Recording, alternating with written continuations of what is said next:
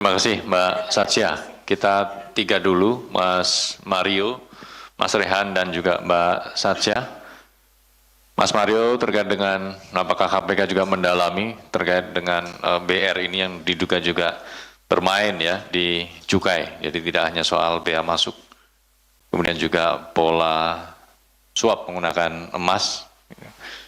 Tadi juga Mas Rehan ya mendalami soal amplop-amplop pembagiannya kemana saja, peran BY dan juga SLS yang juga diamankan barang bukti dari kedua tersebut. Dan Mbak Satya tadi ada 2 poin terkait dengan peran atau penerima jatah atau uang bulanan, apakah ada dari pihak lain dan juga apakah ada upaya perintangan dalam proses atau peristiwa tertangkap tangan ini. Monggo Pak Duti.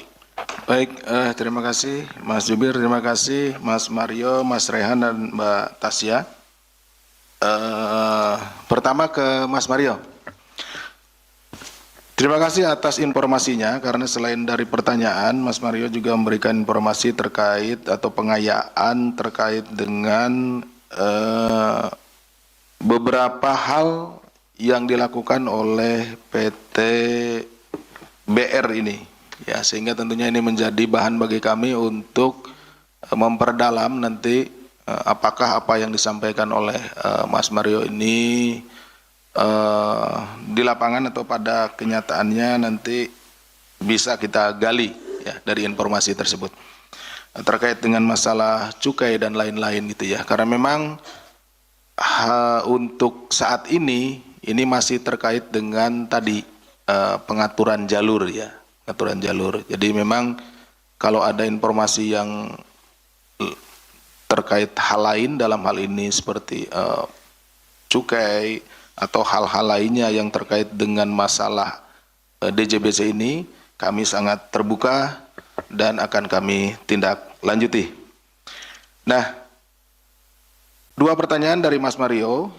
Yang pertama, apakah KPK sudah sampai kepada pendalaman terkait dengan masalah pita cukai ini, bukan hanya sekedar pengaturan jalur gitu ya, ada jalur hijau, jalur merah seperti itu. Nah, saat ini kita masih mendalami terkait dengan pengurusan atau pengaturan jalur ini.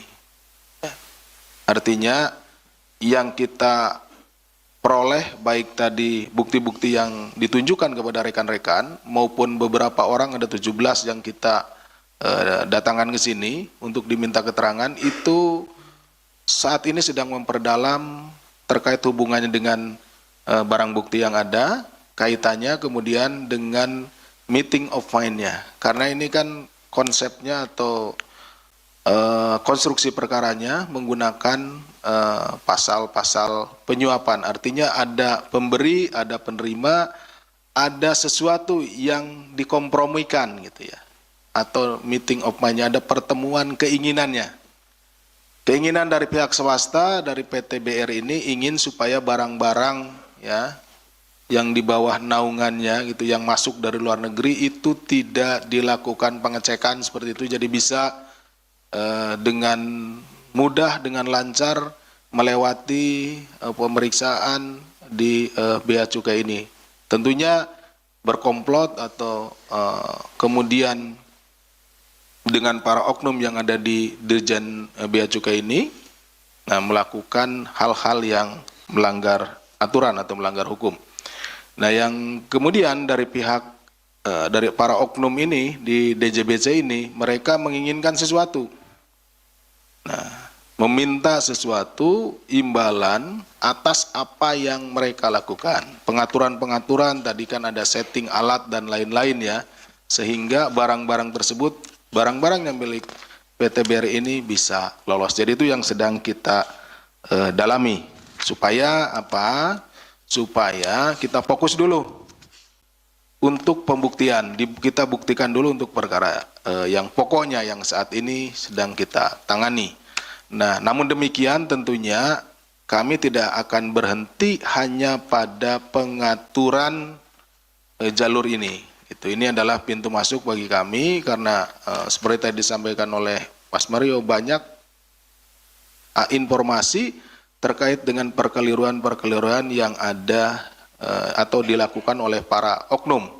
termasuk dengan tadi pembuatan cukai, pengedaran cukai, dan itu tentunya sangat merugikan perekonomian negara karena salah satu dari pendapatan negara itu berasal dari cukai tersebut ya, atau pajak, dan pajak yang tentunya nanti itu akan dikumpulkan di dalam anggaran pendapatan dan belanja negara dan akan membiayai program-program pembangunan yang bertujuan untuk mensejahterakan masyarakat. Kemudian tren yang disampaikan oleh Mas Mario memang benar, apalagi sekarang tren harga emas yang dalam beberapa bulan terakhir ini terus meninggi ya, menanjak gitu ya. Walaupun di minggu kemarin setelah hampir mencapai 3 juta sekian per gram gitu ya, kemudian turun lagi ke angka sekitar 2,9 sekian ya, karena walaupun diramalkan akan nyampe di 5 juta per gram, dan tentunya ini menjadikan daya tarik bagi orang-orang atau pihak-pihak yang akan atau yang memiliki kepentingan dengan barang yang kecil tapi nilainya besar gitu ya. Kan jadi barang yang digunakan untuk memberikan suap ya, itu biasanya adalah barang-barang yang ringkas, barang-barang yang kecil tetapi memiliki nilai besar pun ya yang legal artinya yang legal ya, seperti itu. Tapi bisa saja gitu kan, pemberian itu bisa saja dengan barang-barang yang ilegal juga, seperti itu.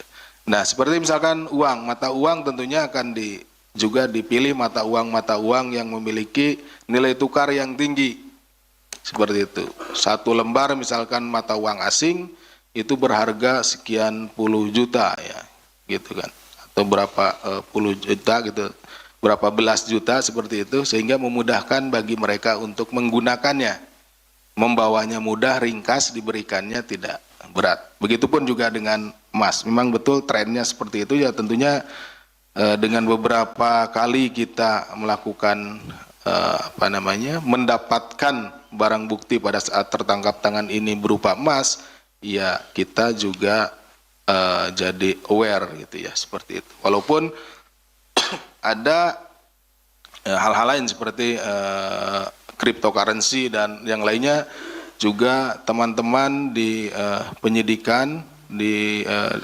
Kedeputian Penindakan dan Eksekusi juga sudah mulai melihat hal itu. Demikian kira-kira Mas Mario.